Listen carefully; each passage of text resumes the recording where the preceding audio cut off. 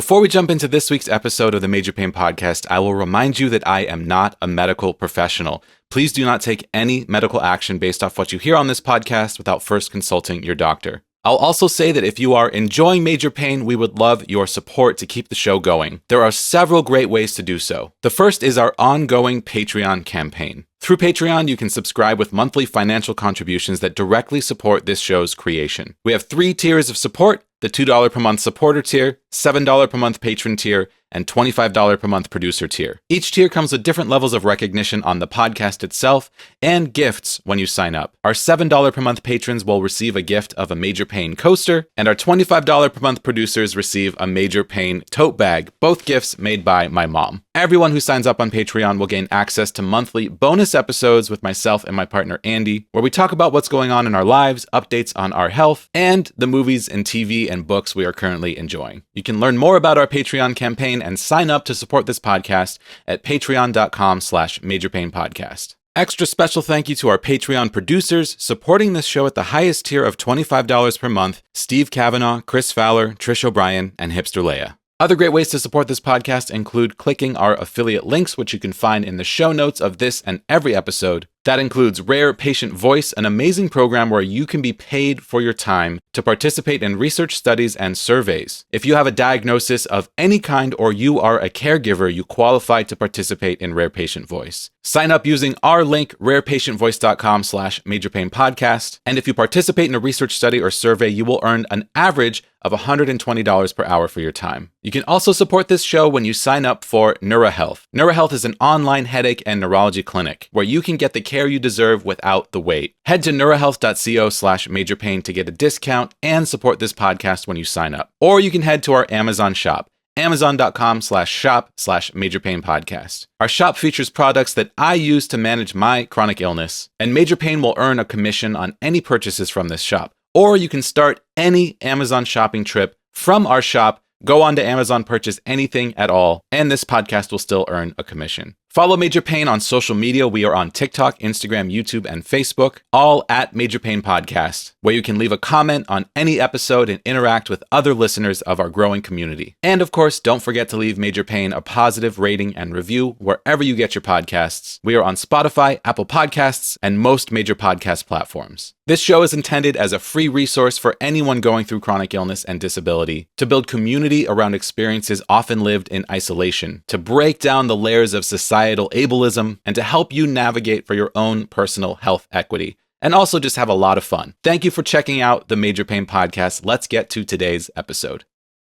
How lucky it is just to get through a day without pain. If you look at me, it doesn't appear that I have a disability. A test that comes back abnormal, it's like, yes, we're onto something here. Welcome to Major Pain.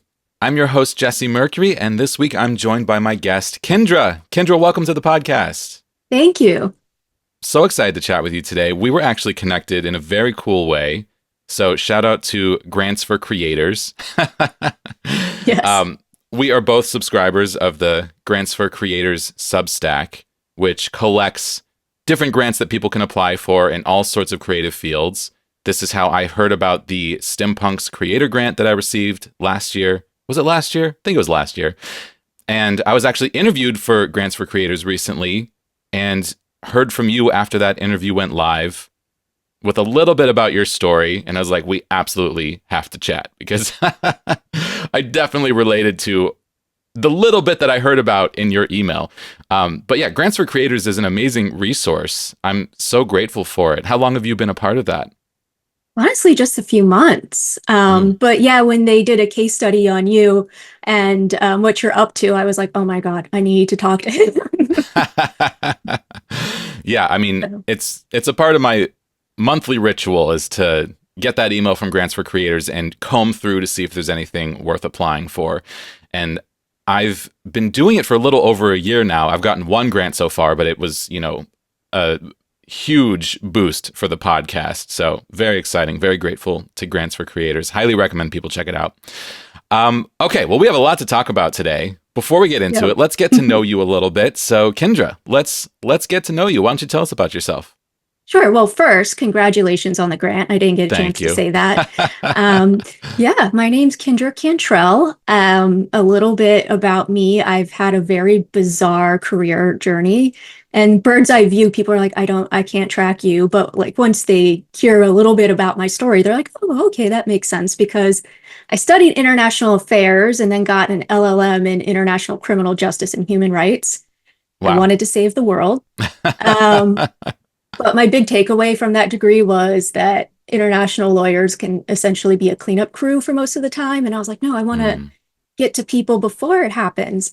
And wow. then I came home, I got that degree in Scotland. And then I came home to the US and was recruited by somebody who runs a digital team at an agency called Edelman. And for months, she was like, I think you should join. I think you should join. I think you'll really like it. I think you'll be really good at marketing. And I'm like, that's not what I studied, but she got me. She got me. And she's like, just do an internship and see if you like it. And of course I did. And I loved it. So I have been in marketing for 10 years. Mm, And it's been like a very interesting journey because I was at an agency working for big brands. And then I went in-house to cybersecurity companies, which was just completely different. But along the way, I'm a creative. At the end of the day, I was raised by artists. Like I'm the weird one who like went corporate. But the fact that I'm a creative has always been a part of me. I've always been a storyteller. I wound up on a creative team and I recently went freelance.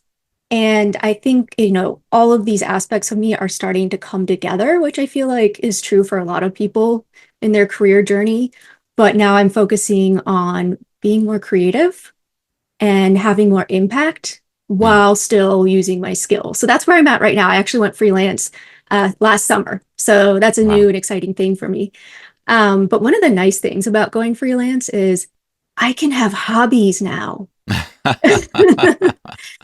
So I volunteer at the local Buddhist temple and help them with their nonprofit, which is actually an interfaith organization, Mm, dedicated to alleviate suffering for people and animals. And they are working on making it a larger, more global nonprofit. So I've been helping a lot with that. And finally, I've been dreaming of doing this for like since I was in high school. So I joined a roller derby team. awesome. And I've been doing roller derby, although we can pick this back up because it's related to what we're going to talk about later. So I'll Yeah. pick that back up. Yeah. Awesome. Well, if anyone's listening and not watching the video version on YouTube, you also have amazing pink hair. Yes, it's my brand. Yeah. It seems like you've lived several lives already. Do you mind if I ask how old you are? 36. You're 36. Wow. Yeah, we're close in age. I'm about to turn 40. And I was just accused of this myself last night of having lived several different lives. I'm like, you know what? Yes, I have, including Mhm. most of my 30s that I spent sick in bed. So, Yes. Yes.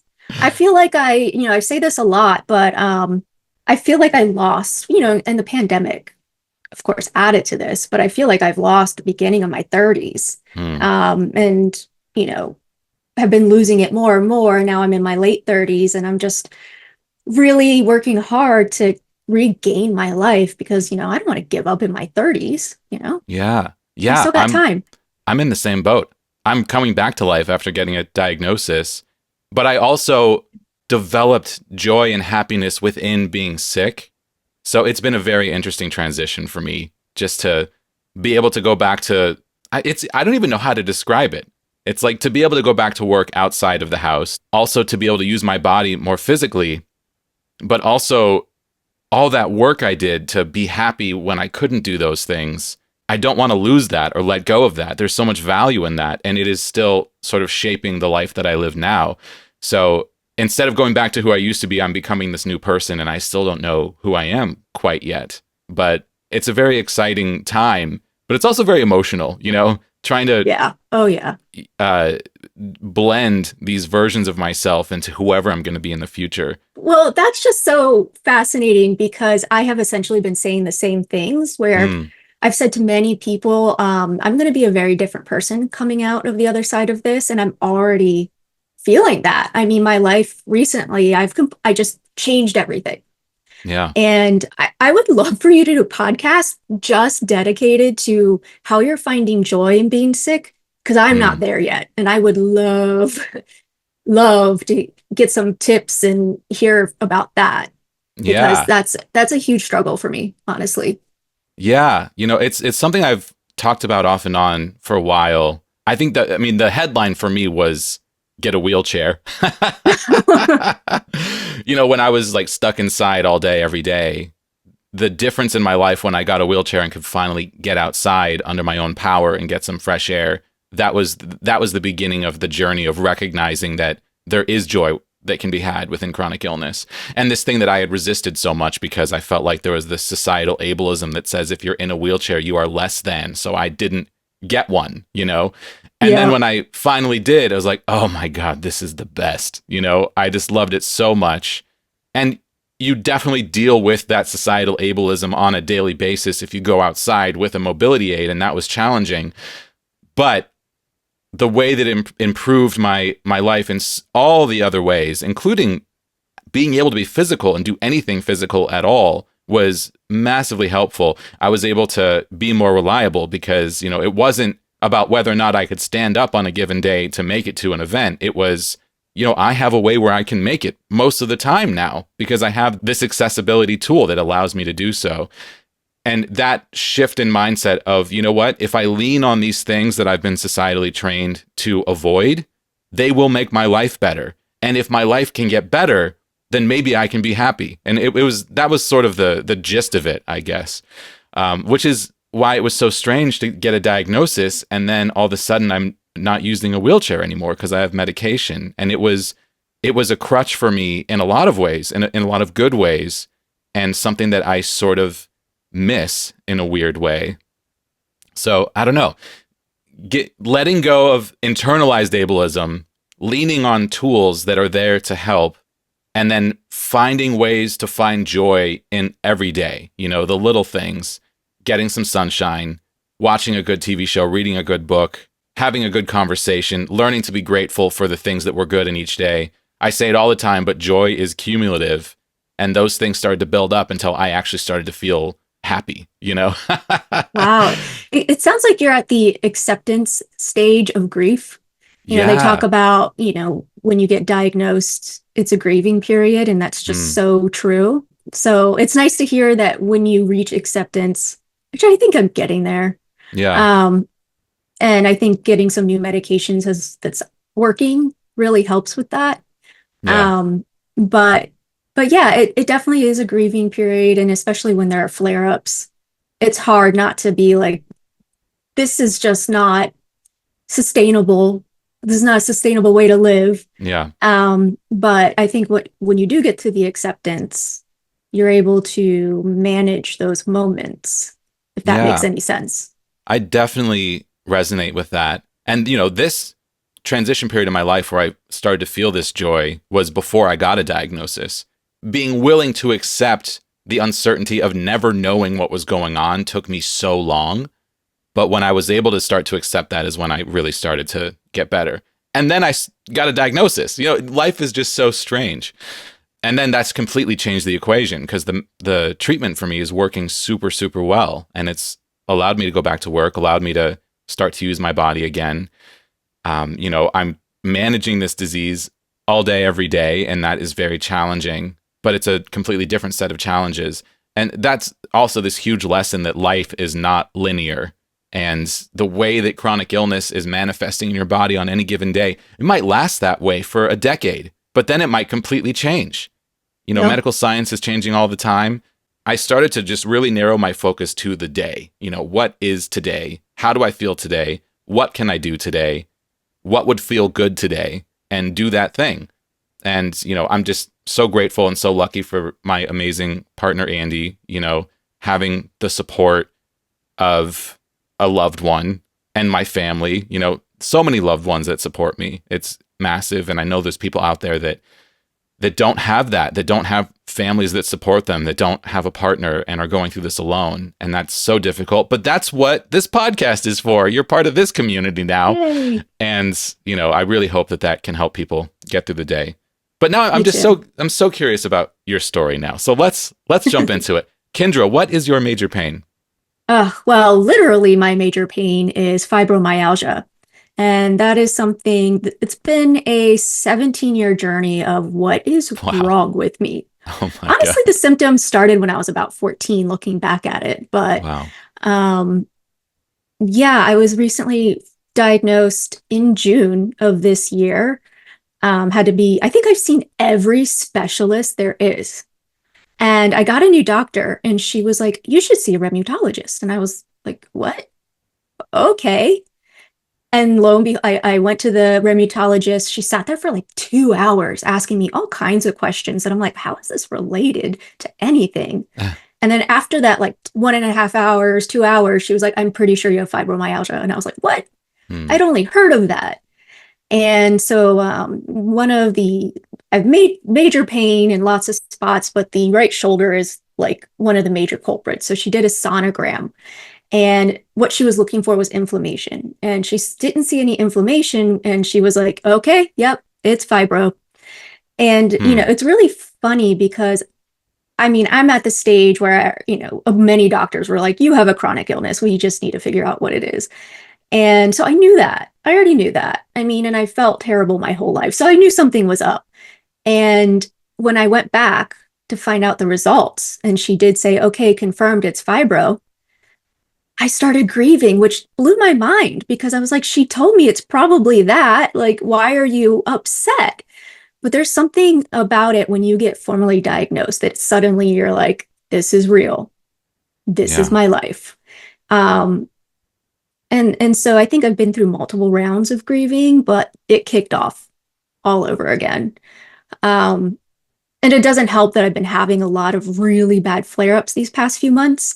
So it's that vicious cycle of, I feel terrible. It's never going to get better. This is my life. It's terrible. Oh, right.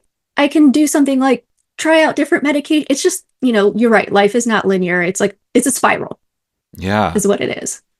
I'm curious about your fibromyalgia. I know it's different for every single person. Yeah. You mentioned this shoulder pain. Can you give me like the full picture of how this disease affects you? The pain for sure. I would say the thing that impacts me the most is the exhaustion. Hmm. So that is the big thing that I've been trying out since I was a kid. And also I have insomnia, but it's not so much because I don't sleep, because when I was getting sleep, it's like I am still so exhausted I cannot think. So it's really the exhaustion that I think impacts me the most. Hmm. When I have the flare-ups, and it's compounded by a few other things that we can talk about, it's like my brain fog. The executive functioning just goes out the window. Yeah. And with your mind almost in pain, and then your body responds to this stress and upset by being in more pain. And so it kind of levels me. And so it's almost like this horrible orchestra that starts performing its song of its people.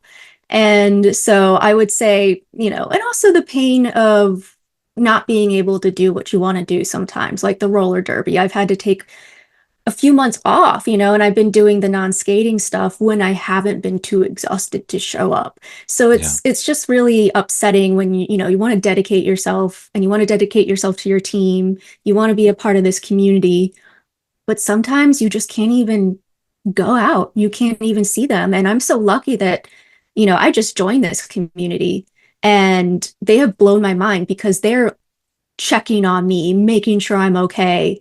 And it's kind of new to me because I think chronic illness, like you said, ableists don't get it. And they're kind of like, you never show up anymore, Hmm. and they take it as like a personal offense. It's like, or you Right. never respond, you know, or you don't respond for a long period of time. And I'm like, it is not personal. It's, I can't. And they don't understand I can't, because when they do see me, it's my good days, right? Yeah. Like right now, I'm having a good day. So, but I assure you, there have been days where there was a period I didn't eat for 48 hours because I could not get off the couch. Hmm. And there were a number of times where I just didn't have food because I didn't have the energy to get groceries.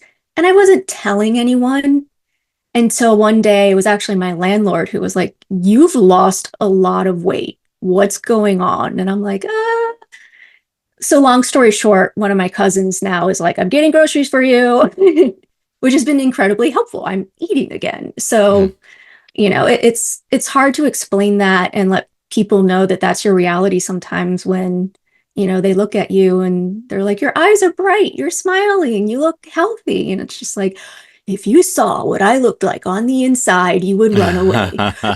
You would run Yeah. away. Yeah, totally.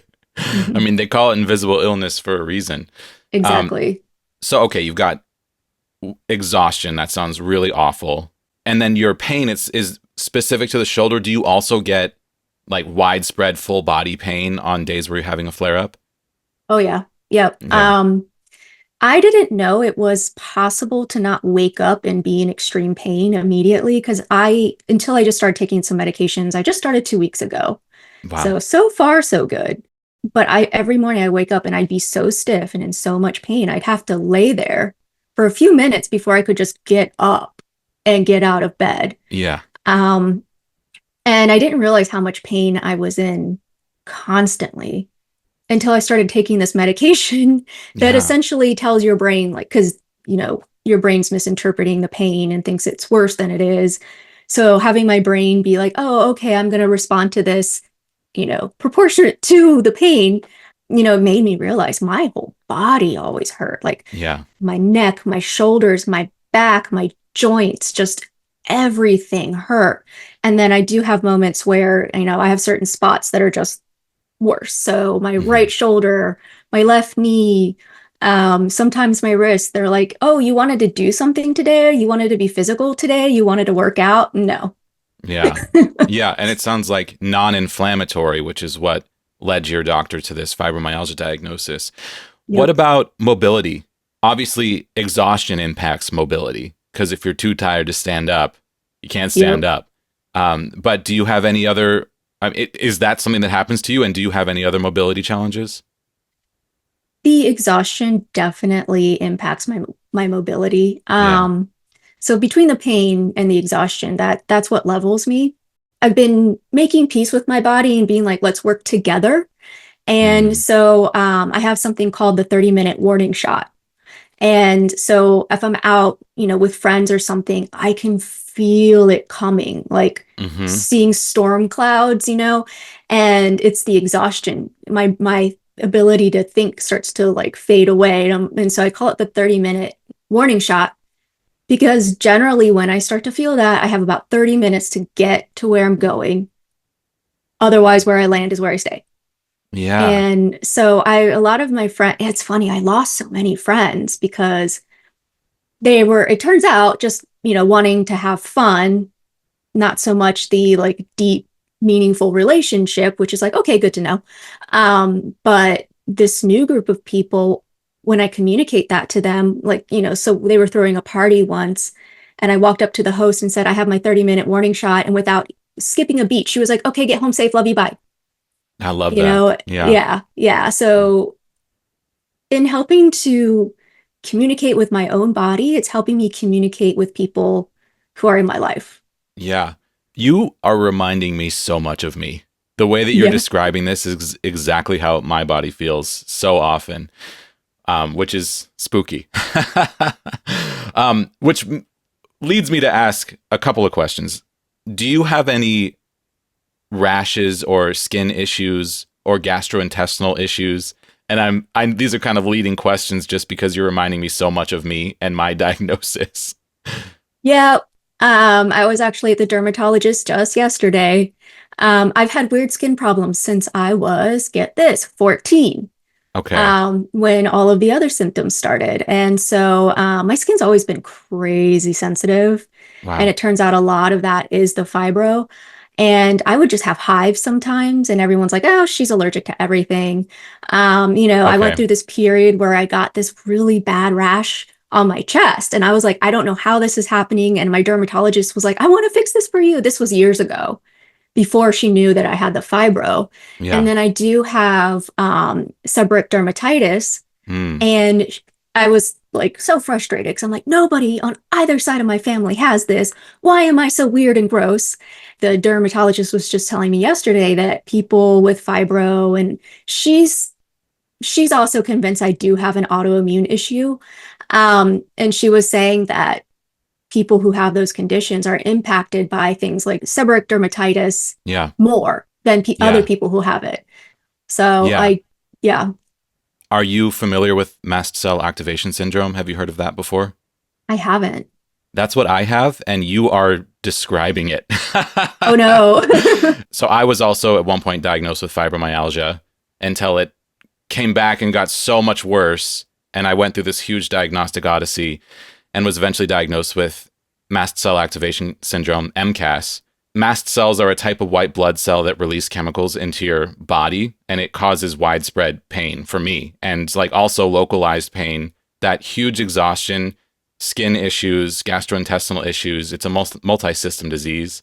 And I feel a little silly. We're just getting to know your story here. I shouldn't be like, oh, you have my disease. You know, people with MCAS see MCAS everywhere, so I apologize. I can't not at least mention it. I apologize. No, thank you. I mean, that's something I haven't heard of. And it's been really nice starting to network with other people who have chronic illnesses and, starting to join those communities. Yeah. You mentioned the loneliness. That is so real. Yeah. Um, I actually recently just posted on one of my social channels about it, that the depression and loneliness is real. And, people are like, well, why are you lonely? Other people are right here. And it's like, you don't get it. If you had a chronic illness, you would get it. And so it's really nice just, first of all, being validated, because Yeah. people with chronic illnesses, they know full well it is real. And just because it manifests so differently for everyone, it's almost like putting a puzzle together. And the more and more I talk to people, like what just happened right now, where Yeah. it's like, oh, you have that. And it's either, oh my gosh, yes, I have that too, validated, or, you know, I'm complaining about other things that I thought were unrelated. And they're like, fun fact, that's also fibro, or fun fact, that's also this, because it's so different for everyone. Yeah. Sometimes they say things and I'm like, oh no, that's not me. And other times they say something, I'm like, well, now that I'm thinking about it, I do have that. And so I'm kind of getting to know myself Yeah. that way. Well, and it's so tough because different doctors are all going to have different opinions about all of these things. And also, a lot of these diseases have the same symptoms. So, Yep. you know, it could very well be that you absolutely do not have mast cell activation and our symptoms are just extremely similar with two different diseases. Absolutely, that could be the case. And it could absolutely be that fibromyalgia is the answer, and that's the end of the story. And it could also be that fibromyalgia is the first answer that starts to peel back other answers. You know, that's how my journey went. I got diagnosed in reverse order, where I was diagnosed with small fiber neuropathy and then mast cell activation, which we think caused the small fiber neuropathy. What's happening in each person's body is so individual. Doctors are going to read all the same charts, all the same notes, and draw different conclusions from it. So in my experience, the only thing that really matters is, does the treatment work? Does the treatment help? And if you have a diagnosis and your treatment makes you feel better, then great. Like, that is a really good sign that you have the right diagnosis. What is the medication that you started recently for fibro that's been helping? Cymbalta. Yeah, see, Cymbalta doesn't help me at all. And That sucks.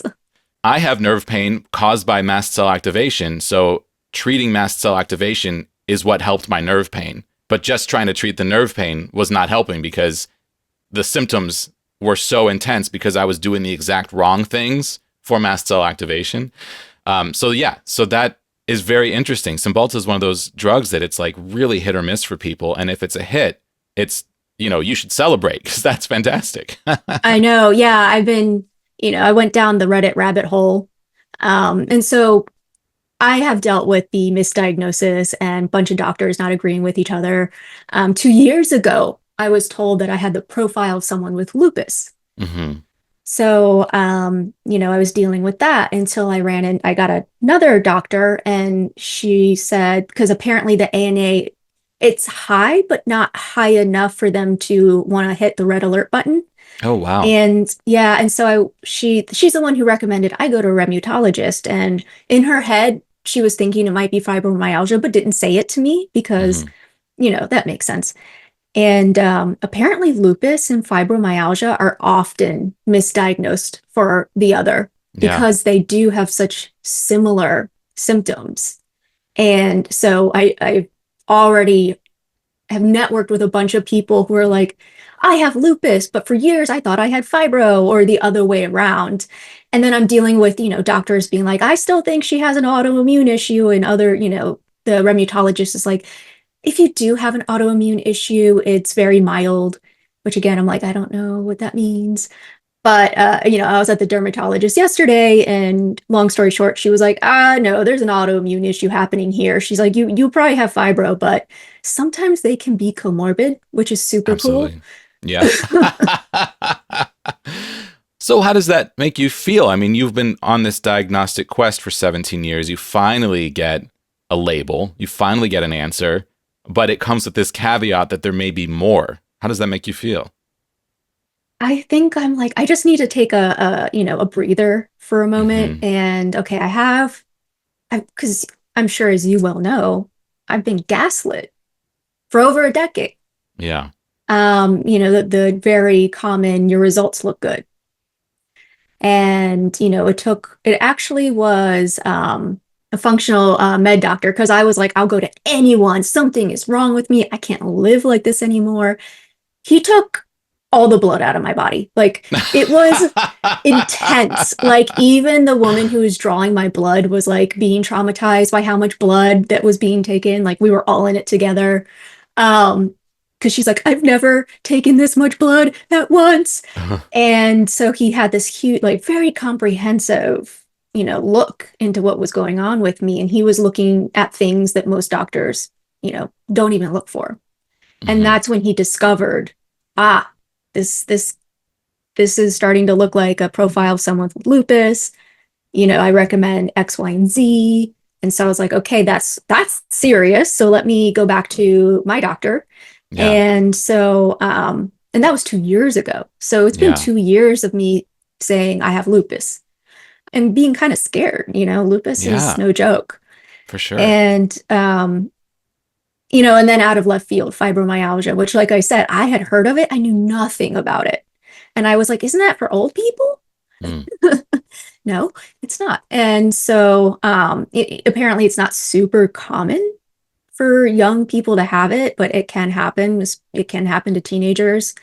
And I just remember when I was doing the intake, meeting with my rheumatologist at the end, she was like, Kindra, do you realize it's not normal for someone in their 30s to be in constant pain? Yeah. And I legitimately, like, my mind was blown. I was like, wait, I just thought because of the society we live in, we're all stressed and in pain. Yeah. She's like, no, your pain is not normal.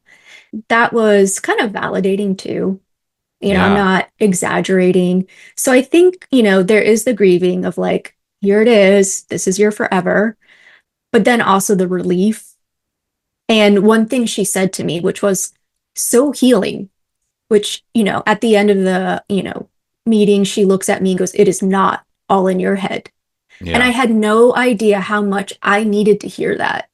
Yeah. And so I was like, okay, I can take a breather. We're going to continue monitoring my ANA forever, because if it goes any higher, she said, then like, yeah, we're going to see into the, possibility of lupus. But I'm kind of like, you know what, let's take a pause. We'll hit red alert when we hit red alert. I just kind of need to grieve this part first. And then, Yeah. I think I'm reaching acceptance. I think this medication is helping me get there. Mm. But, like you described, figuring out how to find the joy in Yeah. this. It became clear last year that I can't continue living my life the way I did. So that's actually one of the big reasons I went freelance, because I'm a marketer. I was Hmm. leading a brand team, and it's like, 60-hour plus weeks. It's just, marketing is bananas. There's no work-life balance. You're working on weekends, and it was too much. It was breaking my body down. And then when I can't do it anymore. I went freelance, and that's helped a lot, because before I was in meetings from like 8 a.m. until like 7 p.m. because I had people, in Europe that I was meeting with, and people on the West Coast that I'm meeting with. And as the leader of brand, I have to be available to everyone. And my body just went, nope, this life is done for you. You're not going to live this way anymore. Find a new way, find a new path, reinvent yourself. you kind of have to. And so I kind of acquiesced, you know? Yeah, absolutely. And it's so important to listen to your body and to have, a vocation that is in agreement with what your body needs. So this started when you were 14. Do you remember anything unusual that happened around that time? Is it just like a light switch, snap your fingers and this pain turned on? Were you sick around that time, like mono or something else like that? Did get mono when I was in middle school. So I guess that's around 12. Oh, yeah, 13-ish. Yeah, Hmm. around that Like time. right around the time that this started. Yep. And then what was the change when you first got sick? What was it like? Well, it's funny. It was this, I have a friend who told me that as second I hit 14, I just stayed in bed. He's like, you went from let's play, let's go out and play, let's play, let's go out and play to he's like, the second you hit 14, you were just asleep all the time. And I was like, yeah, that's true. And I remember at one point because he was learning how to be a masseuse. He's older than me. He's a family friend. And he was jokingly like grabbing my shoulders. And then he just stopped and went, you have a lot of tension in your shoulders. You're too young for this. And I'm like, yeah, I always hurt. So it started there Hmm. because, I did have the mono and, but, it could have been the mono. I don't really know. It's just one of those things where at 14, I just changed like Yeah. overnight. Yeah. And, with chronic illness, it's actually common, to have some sort of post-viral change in your body. There's a lot of light being shined on this now because of long COVID, but Mhm. for years and years, people have been getting post-viral illness. And, there's a lot of links between that and chronic fatigue syndrome, aka myalgic encephalomyelitis. And there's also links with that and mast cell activation. This idea that your mast cells get destabilized by something and start over-releasing chemicals that causes like all these widespread symptoms. And I believe that there's also links between that and fibromyalgia. So it's like, it's all a mess. And we Yep. just don't quite have the science yet. But you are just such a classic Spoonie, of the chronic illness community, the people that I talk to. Like you fit right inside of these lines, which is why it's so upsetting that you were treated so poorly for so long, because people like us are so common. And even though it is not normal and it is rare, it is also very common. And there's so many of us, and we are all kind of living in this bubble of isolation because our doctors are not believing us, making us feel like we have to stay silent, putting us into this little box of someone who's doing it to themselves or making this up, or, all this gaslighting that's going on. And then we don't talk to anyone about it because we're also societally trained to keep these things quiet. And then, when I started this podcast, it just blew my world open because it's like, wow, there's so many of us. I've now talked to, we're coming up to close to 200 episodes. Where Wow. I've just talked to so many people. I think we're at like 175, 180, something like that right now. I've just talked to so many people that are going through this, and there's so many similarities, and we are all experiencing this horrible thing in isolation. It's like, man, let's just talk to each other. Let's just Yeah. find doctors who are willing to listen and validate, because going through this alone is awful, and we shouldn't have to do that. So many people have continued to get new diagnoses after their initial interview. Like for me, it was Lyme disease. The first podcast I ever did about chronic illness was on my old sci-fi show. It was called Maybe He's Born With It, Maybe It's Lyme Disease. It was a 2-part episode where I kind of filled in my audience on that show that I'd never mentioned any of this to, that I was chronically ill and that I had just been diagnosed with Lyme disease. But now looking back years later, that was a misdiagnosis. And I treated that for over a year before I realized that. I did antibiotics for over a year, and that Oh, was a no. misdiagnosis. So I've had so many misdiagnoses and all these different moments in my life where those words, Lyme disease, those words were my words, and they explain me to a stranger. And I can just say 2 words to someone, and that's me, and that explains why I'm not showing up, why I'm sick. And then to find out later, nope, those weren't my words. Those words were wrong. It's just like the rug being pulled out from you over and over. And I kept being pushed back into no diagnosis. It's like, those words aren't yours. We don't know which words are. You can't have any words. goodbye. You go deal with being sick by yourself. No words for you. No words for you. It's just like so disturbing. But then, Yeah. I mean, now I've made it to where I have new words and the treatment actually works. And it got me, from being almost unable to do anything to like living a full life again. Like that's huge. Yeah, that's And awesome. yeah, so now you ask me, my words are totally different. But if you asked me those years ago when I recorded that Lyme disease podcast, I was as sure as I am now. You know what I mean? Like, Oh yeah, absolutely. I it's was just like, so I have disturbing. lupus for like the longest time. Yeah, totally. And Yeah. it's just so hard to feel centered and to understand your own body. And it creates Yeah. this weird divide between mind and body. Is that something you've spent any time thinking about? Oh my gosh, yeah. Yes. And the bodies, they're a complex machine, and I think that the fact that we're just treating them like parts and pieces and not thinking about how they interact and how unique the human body really is, it can be maddening because, Yeah. you know, people are like, oh, it's this one thing or it's that one thing, but really it can be multitude of things and the things that, how do these things interact with each other? And a lot, like, for example, fibro, like they're just now really doing a lot of research on it.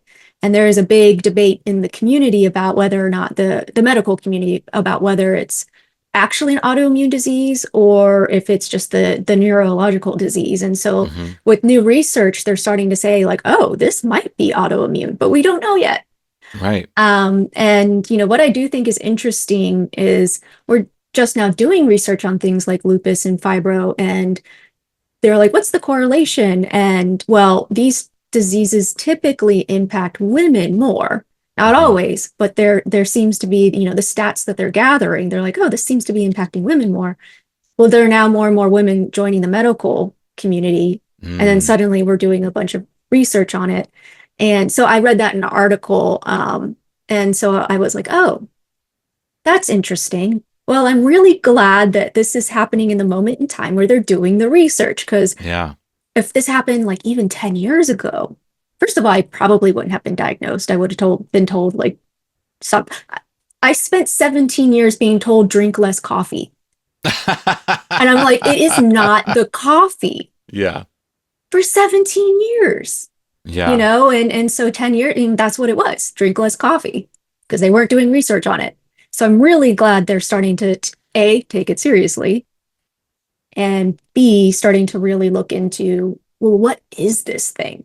Right. Totally. Yeah. And also the fact that so many of our medical models are based off of men, you know, Yeah. and men's bodies. Like when you have blood tests done, there's so many ranges that are normal that are based off of research done on men because of the patriarchy, basically. It's really messed up. I mean, this is a whole topic of all the ways in which things We could do a are. whole podcast on that. Yeah, we could do a whole podcast on so many of the things that we're touching on today. But I do know that going through these challenges changes you, and oftentimes it changes you in ways that are positive. What are the ways in which being sick for this long has affected you, your life, your person, who you are? It's one of those things where you're like, this is horrible, but it's the best thing that's ever happened to me. Hmm. Because it's forced me to get to know myself, like really get to know myself. And in that process, I'm peeling away the pieces of me that I thought I needed to be, but realizing, oh, that's not actually me. That was me trying to survive the marketing world. That was me trying to survive this society. That was me trying to fit into, whatever stereotype I was supposed to fit into and not realizing it. And so really getting to know my body and my mind, because that's how the big struggle is, like getting control over my mind. And I think it's what's causing me to have a huge shift in my life. The way they say this a lot, the way that you thought your life was going to go isn't going to be that anymore. And that's part of the grieving. And I went through a few months of being like, I can't have the life I want. So mad depression, right? Hmm. And in getting to know myself, I'm starting to realize like, oh, I didn't even want that life. Now I understand what life I want.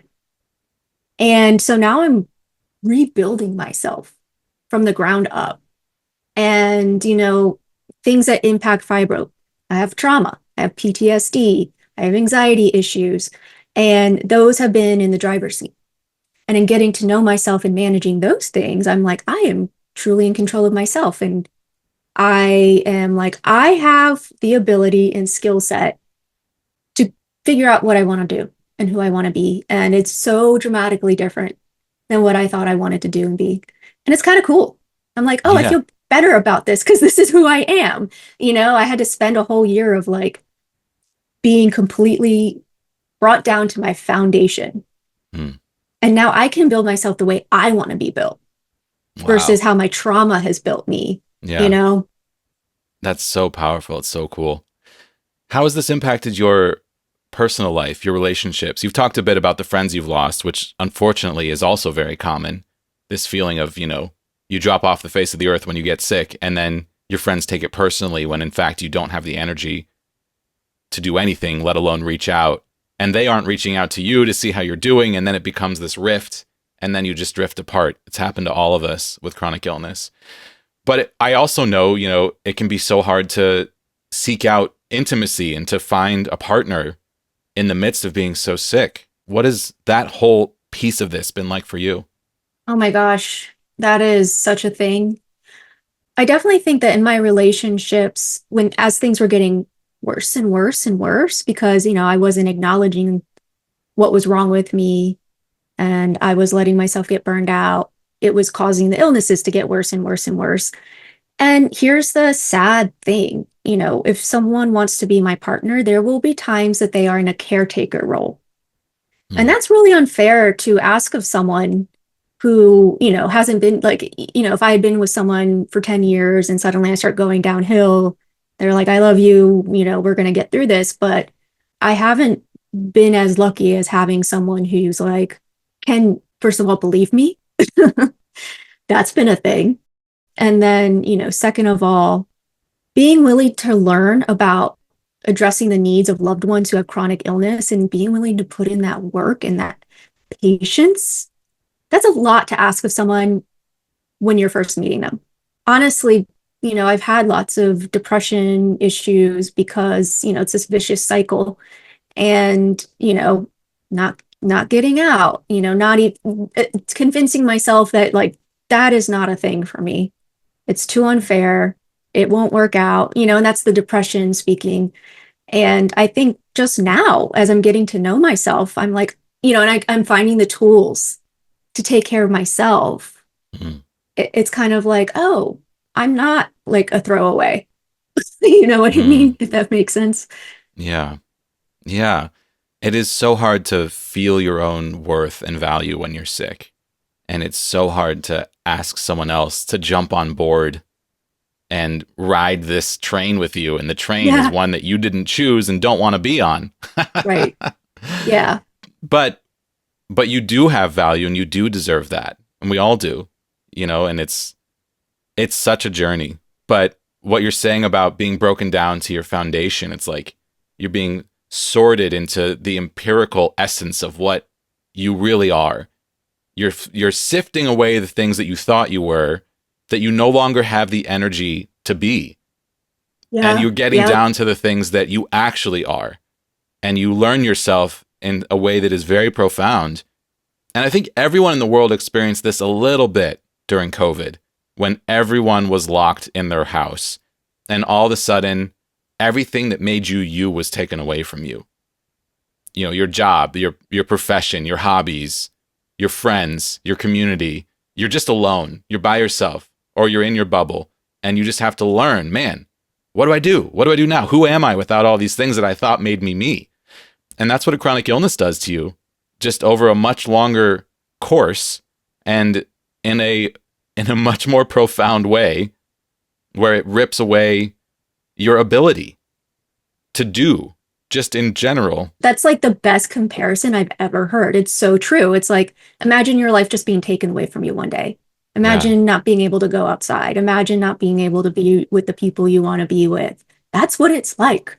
Yeah. And we're not like, I feel like resting all day. It's like there have been times I was putting on my makeup, excited to go somewhere, and then it just starts to hit and I can't go out and do the thing I wanted to do. Yeah. And all I can do is lay there and cry because I can't have the life I want sometimes. So the lockdown is a great example of what it's like to have, we're locked down in our own bodies. Mm. Yeah, totally. And I think that that's been kind of helpful to give people a frame of reference for what we're living with still, for those of us who are chronically ill. And, I was locked down for a couple of years before COVID. Like that was in the midst of my 6-year long flare up in my 30s. Oh, wow. So everyone else kind of got on my page, and it was very strange. It was like, wow, we're all doing it now, Yeah, we're all on our couches all day. Yeah. Or our Yeah. backyards if we can make it out to the backyard type of thing. Yeah. It was very interesting to live through that moment. What do you want out of the future? You just got this diagnosis. You just started this new medication. You're in this period of mourning and grieving and acceptance. And, this is sort of an unfair question because this isn't the moment to ask this question because you've already said you're in the midst of this moment. But if, I've already asked it, so let's just run with it. If you look forward to the future with your illness and your disease, what do you see happening next? What do you want to happen next? It's so funny. I was just talking to somebody earlier this morning and we were like, I am cringe, but I am free. And so it's kind of that like mentality of, I'm not going to hide it anymore. I'm not going to hide all of my illnesses anymore, which I've spent the past, almost 10 years. I've been diagnosed with other things along the way and I was ashamed and kept it. Like there are many members of my family who still don't know about some things. And as of in this process, I was like, this isn't a personal failing. None of these things are personal failings. There's no reason for me to be embarrassed or ashamed. And so already, I am cringe, I am free. Like, this is who I am. I'm going to tell you everything. And if you feel overwhelmed as I'm continuing to talk, just let me know and I'll stop talking. But I think being free within myself, not trying to be like, oh, should I tell them? Should I keep this away? Like, how should I frame this? That's been so helpful, just being myself. And, in the corporate world, you have to have a certain persona and professionalism. And yes, being professional and appropriate, but, I'm kind of kooky. I'm a weirdo. And I'm starting my own social channels and getting my own kind of following and having my own platform where I can be spicy. I think I need to send you one of the recent posts I put on TikTok because it is about the gaslighting of chronic illness. So the whole, have you tried turmeric? Can't you take a Tylenol? So I do a video of that. And so many people were jumping on like, oh my God, this totally resonates. And one woman actually commented, I haven't had a chance to comment back. She was like, I have Lyme's disease and this resonates. So already people are stepping forward and saying like, thank you. This resonates. I can talk about it on this platform with you. So that's been really cool. It's just in finding out who I am, I also get to be who I am. So in terms of lifestyle, like I'm figuring it out as I go along. I have been volunteering at the temple when I can. I used to do it a lot more, but as things got, worse and worse, and they're very like cognizant of that too. If they notice I'm starting to wear down, they'll say something and be like, no, you need to go sit down. So that's been really nice having that community around me. But I am starting to be excited of like, oh, if I get to do whatever it is I want to do, what is that? So I'm kind of exploring that right now by building my own platform. Yeah, amazing. You've done such an incredible job today. I love talking to you. I really feel this kinship over what we've experienced. So much of it is so similar. I really appreciate your openness in sharing, and you're in such an interesting moment in your journey. And I'm so curious what's going to happen next with you. So please stay in touch and keep us updated. I have one more question for you. If you could hop in a time machine and go back in time and talk to your 14-year-old self who is just about to get sick and stay sick, the one rule is that you cannot say fibromyalgia. You cannot just give the answer, but you can give a message to yourself in the past to try to ease your journey that you're about to go on. What would that message be? You're not a bad person. I felt not being able to get out of bed, having those like exhaustion moments. I would accidentally stand up a friend for coffee, you know, because I slept through, because my body just conked out. And all of these things, made me feel like I was a bad person. And also, like 14-year-olds, like everything is the end of the world. So, but that's what I was struggling with. It's a personal failing. And I would say you're not a bad person and you're not failing. Wow. That's a new answer for that question. And it's kind of heartbreaking. And I totally get it. The ways in which your illness changes your behavior that are out of your control are sometimes socially rude. Yeah. Yeah. And it can make you feel like you are bad and you are doing wrong when you are in fact doing the only thing you can do and you don't have a choice. And being able to separate that and not internalize that is so important. And I think it's very natural to feel that, to feel like you are doing wrong. And it's so important to separate that and to know that you aren't. So that's such a powerful message. What a great answer to that question. Kindra, you've done an incredible job on the podcast today. What an amazing episode. I'm just so thrilled that we were connected and were able to have this chat. Please tell our listeners where we can go to connect with you online. I definitely want to check out your TikTok or anything else that you'd like to plug. Yeah, please do. I just started last week and I'm trying to make it a thing. So, well, you can find my freelance website. It's pinkmoonillumin.com. And then you can find me on TikTok. Follow me, please. We're not supposed to ask for followers, but I like community building too. Yeah. But yeah, so my TikTok name's kind of complicated, but it's RIN_A_kin. So Rinakinkin. Awesome. I'll tag you when this episode goes live. Are you on Instagram as well? I am. My Instagram is the Mightier Sword. Awesome. Well, I use TikTok, Instagram, Facebook, YouTube. I'll check in with you when we're done recording, get all your handles, and make sure to tag you everywhere. Thank you so much for sharing your story with us today. Just another incredible episode of the podcast. I really appreciate you sharing your time and your story with us. Thank you so much. This has been a very fun and healing conversation, so I appreciate it. Thanks for listening to this episode of Major Pain. I'm Jesse Mercury, your host and the producer of this podcast. Artwork by Egg Salad Salad. Our theme music is the song Time Machine from my synth-pop album Sci-Fi, now streaming everywhere. Support this show on social media, TikTok, Instagram, YouTube, and Facebook, all at Major Pain Podcast. If you have questions or comments you'd like to share with myself, our guests, or our listeners, send an email to majorpainpodcast@gmail.com. You can also visit our website to learn more about this show, support its creation, or comment on any episode at majorpainpodcast.com. Major Pain is supported by our listeners on Patreon. Thank you to our $2 per month supporters, our $7 per month patrons Naomi Adele Smith, Sonny Roberts, Kelsey Matson, Alexandria Henderson, Justin Minnick, Laura Stevens, Heather Muncie, and Robert, and our $25 per month producers Steve Kavanaugh, Chris Fowler, Trish O'Brien, and Hipster Leia. Learn how you can support this podcast while receiving special recognition on the show, gifts, and monthly bonus episodes at patreon.com/majorpainpodcasts.